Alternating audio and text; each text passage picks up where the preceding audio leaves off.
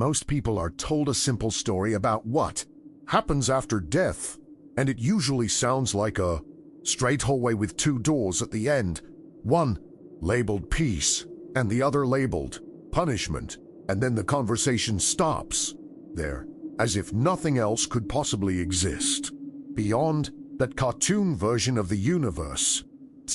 What if the old world, especially the hidden spiritual movements that the mainstream tried to bury, carried a completely different map, one that says the soul does not simply go somewhere, but instead moves through a layered system with gates, voices, images, and forces that are designed to steer it, test it, and sometimes confuse it right at the moment when it is most vulnerable. In some ancient Gnostic traditions, death is not presented as the finish line, and it is not even presented as the true judgment, because the first thing that happens is not a final answer, but a first encounter, almost like waking up in a strange city at night where the lights are bright, the streets look familiar, and yet something feels slightly off, as if the place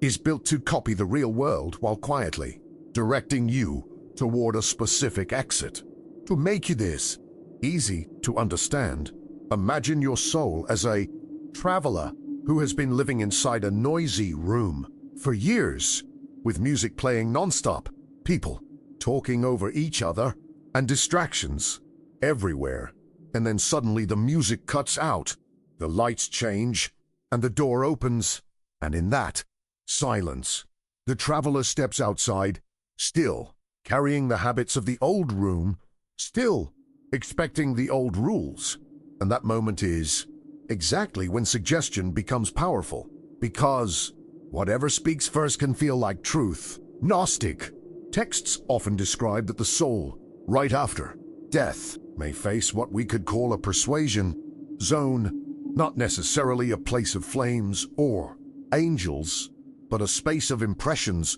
where fear, comfort, guilt, pride, and longing can show up as images. And those images can guide the soul the way a bright sign guides a tired driver. And the point is not to scare you, because the point is to show you why inner clarity matters more than blind hoppy. So in this video, we are not doing horror stories, and we are not selling miracle answers, because the goal is much more practical and much more human, to understand step by step what these forbidden and half-lost writings suggested about the soul's journey, what traps they warned about, what helpers they didn't fully trust, and what kind of inner posture they believed could keep a person from being pushed around by the first shiny story that appears in the dark. And if this kind of calm, deep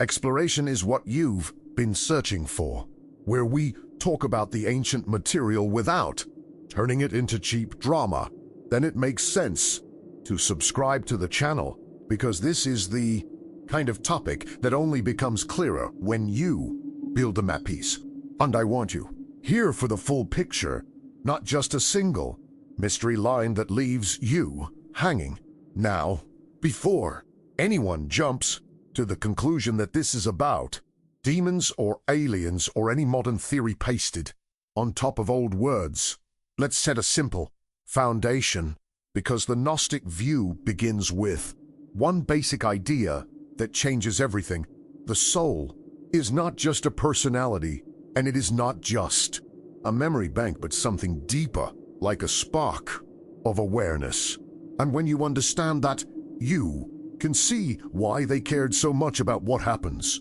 when the body falls away. Now, for this idea too, really stand beneath to their fini. 3 simple pieces of the Gnostic model: the true source above, the flawed system below, and the in-between zone where confusion tends to happen, because that's what turns the question of death from a fog into a clear map. To make sense of what Gnostic texts say about the soul after death, we need a simple map that doesn't require any special background, because if the map is confusing, then every detail that comes later will feel like a riddle instead of a clear idea. The Gnostic view, reality is often described as having 3 layers, and the easiest way to picture them is like a house with an upstairs, a downstairs, and a hallway in between, where most people spend their lives without realizing which floor they are actually responding to. Upstairs is what many Gnostics called the true source, the highest level of reality, a place of pure mind and pure goodness, not in the sense of a giant person sitting on a throne, but in the sense of a calm, clear intelligence that doesn't need to threaten you, doesn't need to trick you, and doesn't need to bargain for your attention, because it is complete by itself. The downstairs is the heavy world we recognize, the world of time, hunger, fear, aging, and endless pressure, where everything seems to decay, where confusion is common, and where people can be pushed around by desires and social rules like leaves being pushed by wind. But the most important part for our topic is the hallway in between, because that's where the Gnostic warnings tend to point, and that middle zone is often described as a kind of system, a structure made of forces that manage the lower world, like managers who run a building, deciding who goes where, what is allowed, what is rewarded, and what is punished. Different texts give different names to these forces, and some of them call them archons, which you can simply think of as rulers or gatekeepers, not necessarily monsters with horns, but powers that can shape perception, control narratives, and keep souls tied to the lower system by using emotions like guilt, fear, pride, and false comfort. This matters after death because, according to this worldview, the soul does not instantly return to the highest source just because the body has stopped, since the soul may still carry the same inner habits it had while alive, the same automatic reactions, the same cravings for approval, the same fear of being alone, and those habits can act like invisible strings that make it easy for the middle system to pull the soul in a direction that feels natural, even if it is not truly free. So the first key idea is not heaven versus hell, but clarity versus confusion, because the Gnostic question is, what happens to a consciousness that leaves the body, but still sees through the old filters, still believes the old stories, and still reacts to the same emotional buttons? And this is where the Gnostic teachings become surprisingly practical, because they don't only talk about what exists out there, they talk about what exists inside you, since a soul that is calm and awake is harder to persuade, while a soul that is panicking, clinging, or desperate is far easier to guide with a bright image and a confident voice. So, with that 3-layer map in mind, we can now talk about the moment right after death in a more focused way, because the question becomes, what does the middle system do first? How does it present itself? And how does it attempt to steer the soul before the soul fully understands what is happening right after death? The Gnostic texts don't focus on a courtroom, and they don't describe a single official ceremony where everything is decided in one moment, because the emphasis is on something subtler and, honestly, much closer to how human minds actually work, which is the idea that your first minutes of disorientation can shape your entire direction, especially if you meet something that speaks with authority before you regain your inner balance, to keep, imagine waking up from a deep sleep in a place you don't recognize, and before you even stand up, someone steps into your view, smiles like they know you, calls you by name, and tells you, "Come with me. I'll explain everything," And even if that person is not dangerous, the situation itself makes you easy to lead because you are not fully grounded yet, and your mind naturally wants one thing above all else, which is to reduce uncertainty as fast as possible. Gnostic warnings suggest that the after-death moment can include something like that an approachation, a set of images that look familiar, and sometimes even a tone of comfort or moral certainty, because the system that manages the lower world doesn't need to attack the soul with brute force if it can guide the soul by shaping what the soul believes is happening. Some texts describe encounters with gatekeepers, rulers, or authorities, and again, you don't have to picture creatures with costumes, because the core idea is about control through perception, meaning these forces can appear in ways that match your expectations, your culture, your fears, and your hopes, since the easiest way to lead a person is to speak in the language the person already trusts. That is why Gnosticism often treats fear and guilt like hooks, because a terrified soul is easy to steer, and a guilty soul is even it makes you want punishment, or at least makes you accept it. And once a soul accepts a story like you owe something, it can be guided into agreements it would never choose if it were calm and clear. But comfort can be a hook too, because a soul that is desperate to see loved ones, or desperate to be told everything is fine, can also rush into the first bright door that opens, not because it is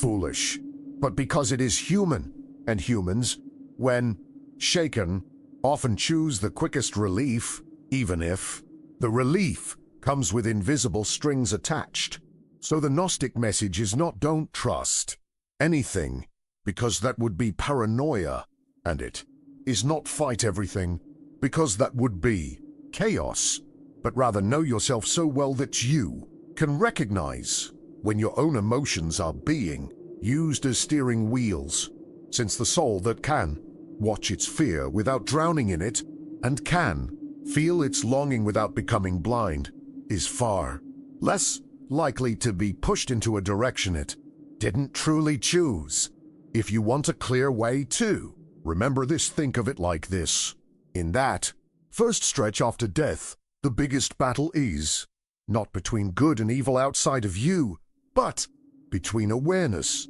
and automatic reaction inside of you, because whatever you react from, that is what you follow. And this naturally leads to a question that changes everything, because if persuasion is part of the process, then persuasion needs a method, and a method needs a script, meaning there are predictable ways the middle system would try to present itself, predictable phrases, predictable emotional buttons, predictable offers that sound reasonable when you are shaken. So the next thing we need to do is look at the most common scripts described in the Gnostic tradition, the kinds of stories the soul might be offered, the kinds of identities it might be pushed to accept, and the subtle ways those stories can keep the soul orbiting the same lower cycle even after the body is gone.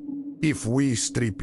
away the strange names and the ancient symbols, the Gnostic warning about the after-death state becomes surprisingly easy to understand, because it sees that the does not need to chase a soul with violence when it can guide a soul with a story that feels emotionally correct. One of the most common scripts is the script of authority, where something presents itself as the final judge, the official voice, the one true manager of reality, and it speaks in a way that makes you feel small, confused, and dependent, because once you believe you are standing in front of an unquestionable authority, you stop listening to your own clarity and you start trying to obey your way into safety. Another script is the script of debt, where the soul is pushed to believe it owes something, maybe because it made mistakes,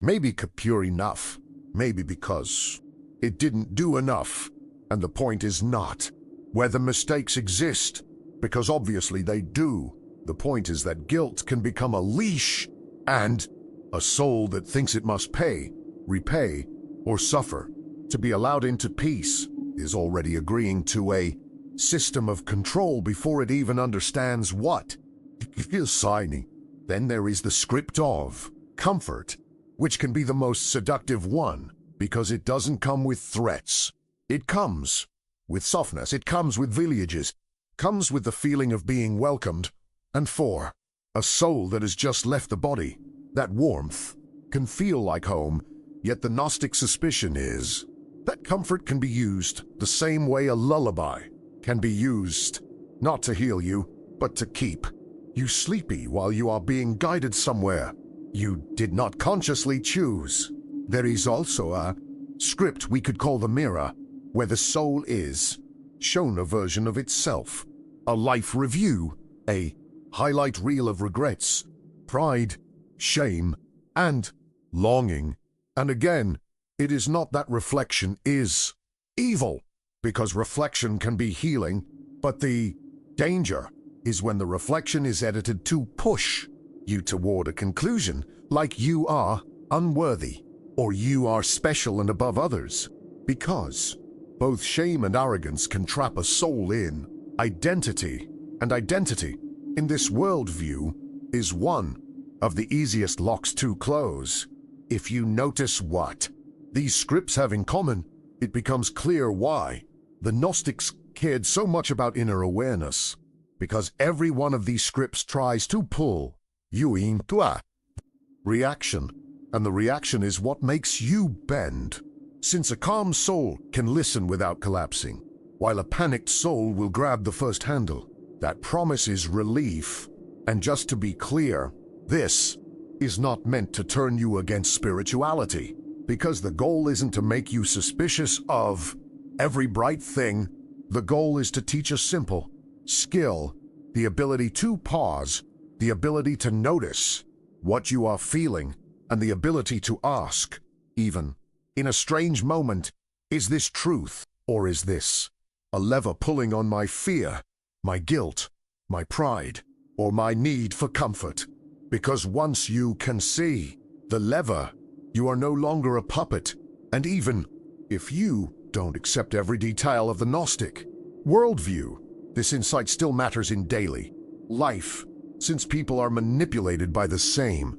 scripts while they are alive, through authority, debt, comfort, and identity. And the ancient writers were basically saying, if you can't spot these tricks here, why would you suddenly spot them there? And if this is the kind of content that helps you think more clearly without turning everything into drama, take a second to like the video, because it tells the platform to show this calmer, deeper approach to more people who are tired of exaggerated spiritual content and just want a map they can actually understand. Now, with those scripts in mind, there's a deeper question we have to fascibuzupscreenage, and it needs actors, and it needs a structure that can repeat itself. So what exactly is this middle system in Gnostic language? How is it organized? And why do they describe it as a kind of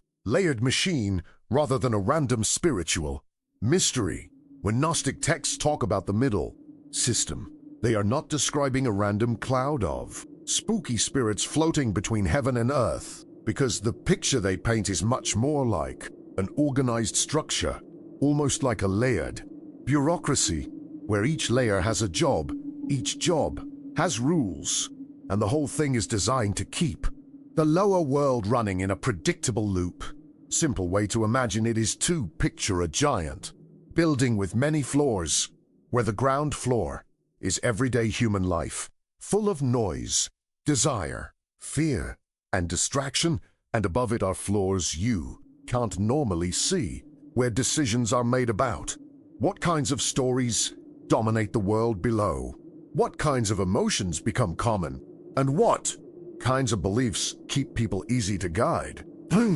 several Gnostic streams. The forces called archons fit into this image, not as cartoon villains, but as rulers of functions, meaning one might represent domination through fear, another might represent domination through pride, another might represent domination through endless craving. And the point is that these are patterns, almost like programs. And once a person is caught in a pattern, the person feels like they are choosing even when they are just reacting. That is why, in this worldview, the trap is not simply sin, because the trap is forgetting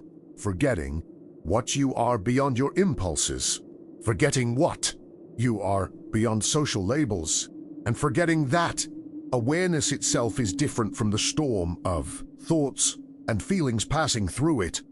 When death happens, the concern is that the soul might rise out of the body, but still be wearing the same uniform it wore in life, meaning the same identity it defended, the same shame it carried, the same hunger for approval, the same addiction to being told, and if they so is still wearing them, then medal system recognizes it immediately, the same way a security guard recognizes someone who still has a badge on their chest. And once the soul is recognized, the process can become almost automatic, because the system doesn't need to invent a brand new trick for every person. It can simply present the script that matches the uniform, and if the soul responds emotionally, the path is chosen without the soul realizing it made a choice. This is also why some Gnostic writings speak about spheres, gates, or levels, because the idea is that consciousness can move through layers, and each layer can test it with a different kind of pressure, not necessarily pressure like pain, but pressure like persuasion, like a salesperson who changes the pitch depending on what you seem to want most. And notice how this changes the meaning of freedom, because freedom in this model is not just the ability to move, it is the ability to see, since a soul that sees clearly is less likely to be pushed into a loop, while a soul that is hypnotized by its own reactions can be guided in circles and still believe it is going forward. At this point, a very fair question appears, and it's the question most people ask as soon as they hear anything like this, which is, if the system is organized, and if it can use my emotions, then what is the escape? And what did the Gnostics think actually breaks the loop? The answer they give is not a magic word, and it is not blind faith in a new authority, because that would just be another badge on the chest. Instead, they talk about something they called gnosis, which simply means direct inner knowing, the kind of clear recognition that changes how you see everything. Because once you recognize what you are, the old scripts lose their power to define you. So now we need to unpack what gnosis means in practical terms, how a person can understand it without memorizing strange names, and why the Gnostics believed that a certain kind of inner awareness can pass through the middle zone without being caught by its hooks. When people hear the word gnosis, it can sound like a secret password or like a special religion for insiders, but in the Gnostic sense, it's closer to a simple, direct kind of knowing, the kind you don't borrow from someone else, and the kind that doesn't collapse the moment you're scared. A good way to understand it is to think about the difference between knowing a city and knowing a city, because you've walked the streets enough times that you can feel when a turn is wrong, because in one case you have information, and in the other case you have orientation, and the Gnostics cared far more about orientation than about collecting ideas. So gnosis is not just believing that there is a higher source, and it's not just agreeing that the world can be confusing, because plenty of people believe things and still get manipulated every day. Instead, it means recognizing, in a quiet but unshakable way, that your deepest awareness is not the same thing as your fear, not the same thing as your shame, and not the same thing as the roles you played in life. And if that sounds abstract, here's the simplest version where you can either become the anger, or you can notice the anger. And that tiny difference changes everything, because the moment you can notice a feeling without becoming it, you're no longer being dragged by it. And in the Gnostic view, that skill is exactly what keeps a soul from being steered by the scripts after death. This is why the old writings often speak like they are trying to wake you up, not entertain you, because they assume most people are half asleep inside their own minds, repeating habits, repeating fears, repeating desires, and then calling it me. And they're basically saying, if you die in that state, you don't suddenly turn into a wise, clear being just because the body is gone. You carry the same sleep into the next environment. Sosis, like a lamp you build before the lights go out. And the lamp is made of a few practical things: honesty about your own emotional triggers, patience with silence, and the ability to sit with discomfort without instantly grabbing the nearest story that promises relief. In a Gnostic frame, the moment after death is not won by arguing with gatekeepers, and it's not won by memorizing cosmic names like a student cramming for a test, because a system that controls through emotion can always outtalk you, but it struggles when you don't react the way it expects, since its power depends on your automatic yes, your automatic fear, your automatic need to be approved, and your automatic sense of debt. That's why some texts hint that the soul's protection is a kind of inner posture, a calm refusal to be rushed, a quiet clarity that says, I'm not panicking, I'm not bargaining, I'm not proving myself, and I'm not signing anything just because a voice sounds certain. And even if you don't take the cosmology literally, you can feel how solid that posture is, because it's the same posture that keeps you from being manipulated. In normal life, at this point the map gets even more interesting, because Gnostic traditions don't only warn about fear and guilt, they also warn about something that sounds positive on the surface, yet can still be used as a hook. And that is the hook of spiritual identity, the desire to feel special, chosen, or above other people, because pride can be just as controlling as shame. So now we need to talk about the most dangerous trap that looks like blessing the moment when the soul is offered a role,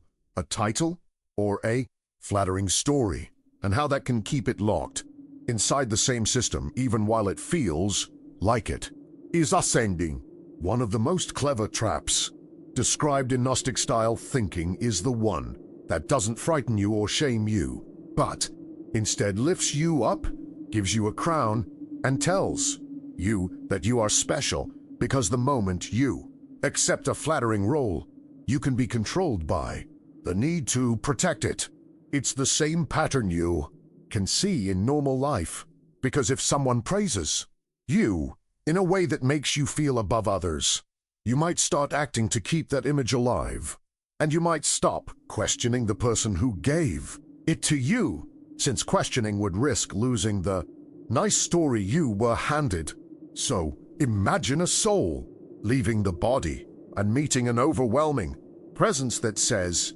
in some form, you are chosen, you are advanced, you are part of the inner circle, you have a higher rank than most. And even if that sounds like a gift, the danger is that it can quietly lock the soul into a new identity. And identity, in this worldview, is one of the strongest chains, because it makes you react automatically. It makes you defend. It makes you compete. It makes you cling. The Gnostic suspicion is that the middle system doesn't always need to push you down, because sometimes it can keep you just as trapped by pulling you up into a spiritual costume, a costume that feels bright, pure, and important, while still keeping you inside the same building, just on a different floor. That's why some Gnostic writings treat false light as a real concern, not because light is evil, but because anything can be used if it makes you stop seeing clearly, since the moment you become intoxicated by being more than other people, you're no longer centered, you're leaning forward, and whatever you lean toward can steer you. And there is another way this shows up, which is when the soul is offered a mission that sounds urgent and noble, like go back quickly, you have work to finish. You're needed, because urgency is one of the fastest ways to steal awareness, and the soul that feels rushed is far less likely to pause and ask whether it is choosing freely or simply obeying a script that was designed to keep the cycle running. So the practical lesson is surprisingly simple. Anything that makes you rush, anything that makes you prove, and anything that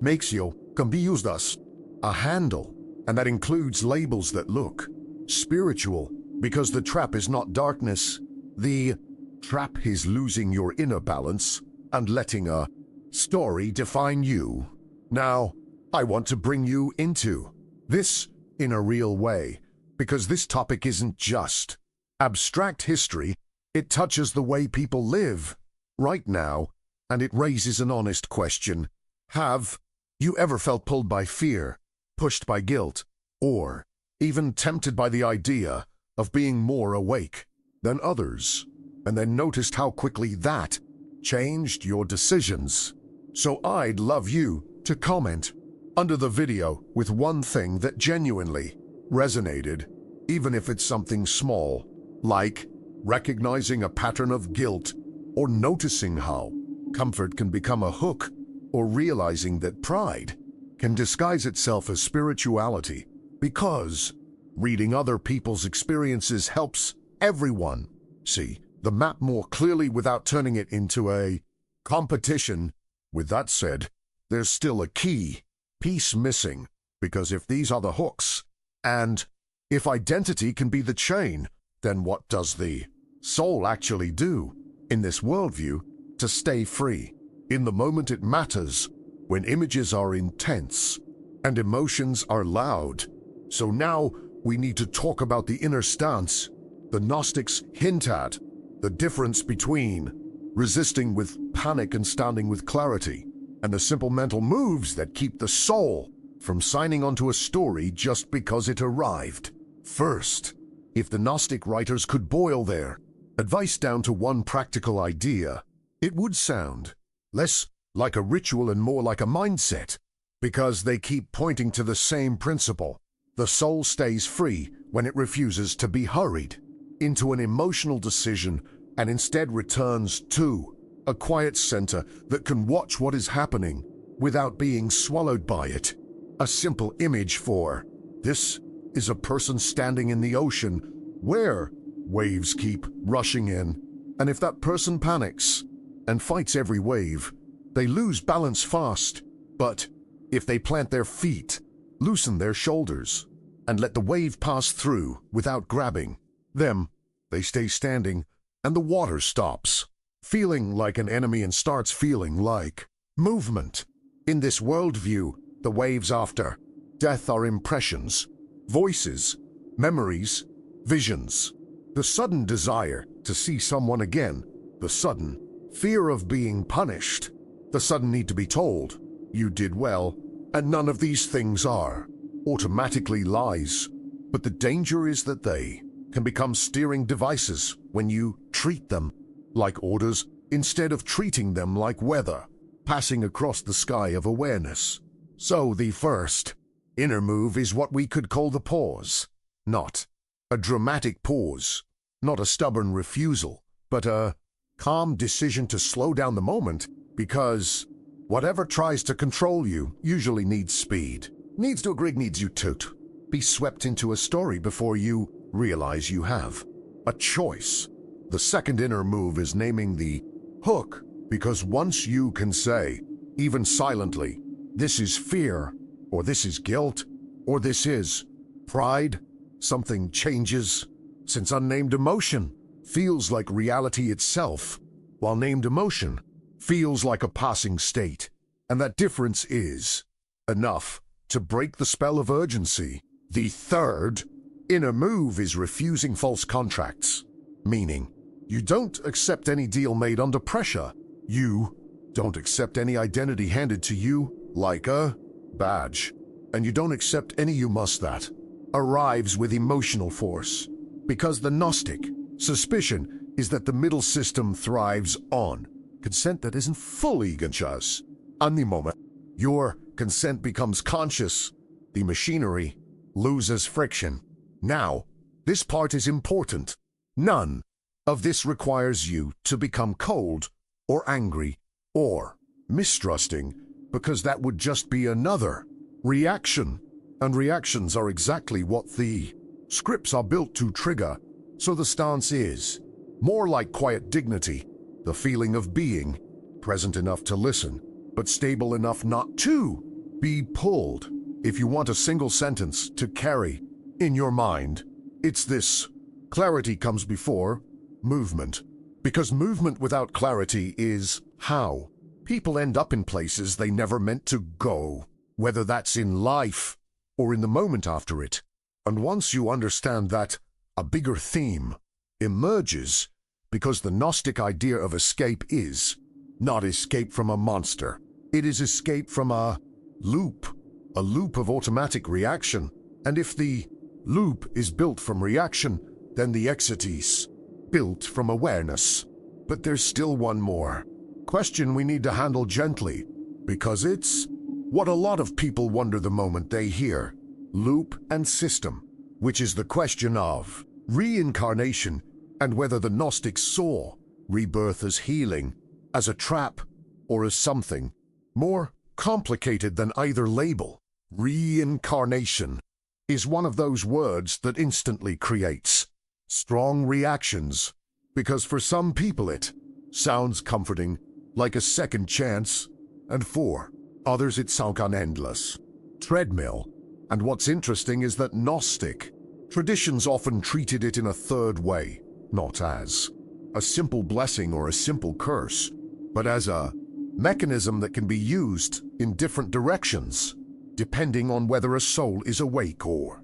sleepwalking. In many Gnostic cleaning views, the lower world is not just nature doing its thing. It is a system that feeds on repetition, because repetition creates predictability, and predictability makes control easier. So the danger is not the idea of being born again by itself. The danger is being pushed back into the same patterns without understanding why you're being pushed. To make this easy, imagine a school where a student keeps being sent back to the same grade, not because learning is bad, but because the student is never allowed to graduate. And every time the student gets close to understanding the real lesson, the student is distracted, exhausted, or convinced that the goal is something else. And then the whole year starts over again. That's the feeling behind the Gnostic suspicion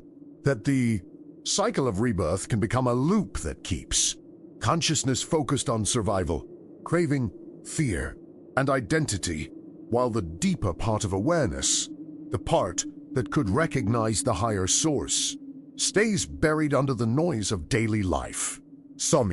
texts describe the middle system as encouraging the soul to return quickly, and notice how that fits the scripts we already talked about, because it can be framed as debt, it can be framed as comfort, and it can even be framed as flattery. Like you have a special mission, go back, and if the soul accepts any of those frames while still disoriented, the Decision might feel noble while still being automatic. At the same time, it's important to keep the tone honest and grounded, because not every tradition that talks about rebirth treats it as a prison, and even within Gnostic material, there are variations, so the safest way to express the core point is this: the risk is not coming back. The risk is coming back unconsciously, repeating the same emotional hooks, repeating the same identity traps, and calling that repetition a destiny. And this is where the Gnostic idea of gnosis returns like a key that fits the lock. Because if what binds the soul is unconscious reaction, then what loosens the bind is conscious recognition, not in a perfect superhero way, but in a steady way where the soul becomes less grabable, less rushed, less hypnotized by fear, and less hungry for a story that tells it who it is. So, in this model, the question after death becomes something like, am I moving because I choose with clarity? Or am I moving because a script pushed a button inside me? And that question matters whether the outcome is reincarnation, some intermediate passage, or a return toward the highest source, because the inner mechanism is the same. And there's one more piece that makes this personal, because when you read these warnings, it can sound like they're only talking about the moment after death, but they're also talking about right now, since the same hooks that could steer a soul after death are already steering people while they're alive through fear-based authority, guilt-based obedience, comfort-based sleepiness, and pride-based identity. So the practice, if we can call it that, is not something you wait to do at the end of life. It's something you build in life, because every time you slow down before reacting, every time you name the hook instead of becoming it, and every time you refuse to sign a contract made under pressure, you're training the kind of clarity the Gnostics believed would matter most when the lights change. Now, we're ready to bring all of this into a clean ending that doesn't feel like a lecture and doesn't feel like a scare tactic, because the goal is to leave you with a simple map, a grounded takeaway, and a final question you can carry without anxiety, but with real curiosity. So, if we put everything we've covered into one clear picture, the Gnostic warning is not trying to turn death into a scary movie, and it's not trying to replace one religion with another, because the core message is much simpler and, in a strange way, much more calming. Your soul is not helpless, but it can become easy to steer when it is confused, rushed, or hungry for an emotional answer. They describe the after-death moment as a kind of crossroads where images can feel more real than they should, where voices can sound more certain than they deserve, and where the biggest danger is not a monster outside of you, but the old reflex inside of you. The reflex that says, I need relief right now, or I need approval right now, or I need someone to tell me what this means right now. And if you remember the scripts, you can see how human they are, because they are the same scripts people fall into while alive. The script of authority that makes you small, the script of debt that makes you obedient, the script of comfort that makes you sleepy, and the script of pride that makes you cling to a shiny identity, even when that identity quietly locks you into a new cage. That's why the most important tool in this whole worldview is not a symbol, not a chant, and not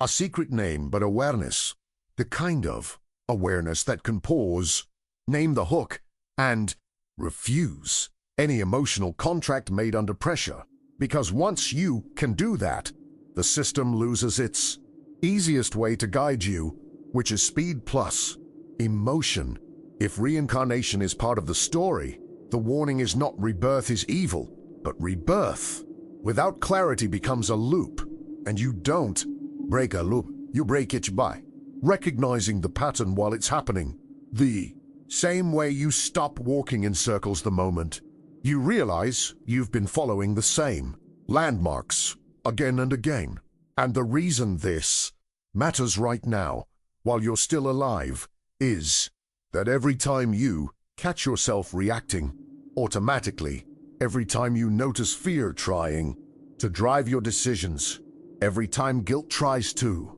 force you into obedience, and every time pride tries to sell you a flattering role, you're practicing the exact skill the Gnostics believed would matter most when everything familiar falls away. So here's the question I want to leave you with, and it's a question you can carry without panic, because it's not meant to scare you, it's meant to sharpen you. If your awareness had to walk through a strange corridor tonight without your body, without your routine, without your usual distractions, would you recognize the difference between a truth that feels quiet and a story that feels loud? And if you want more videos that explore these ancient maps with a steady tone, without sensational promises, then it really does help to subscribe to the channel, because this topic only becomes useful when you build understanding over time, and I'd rather have you here for the full map than watching random fragments that leave you with more anxiety than clarity.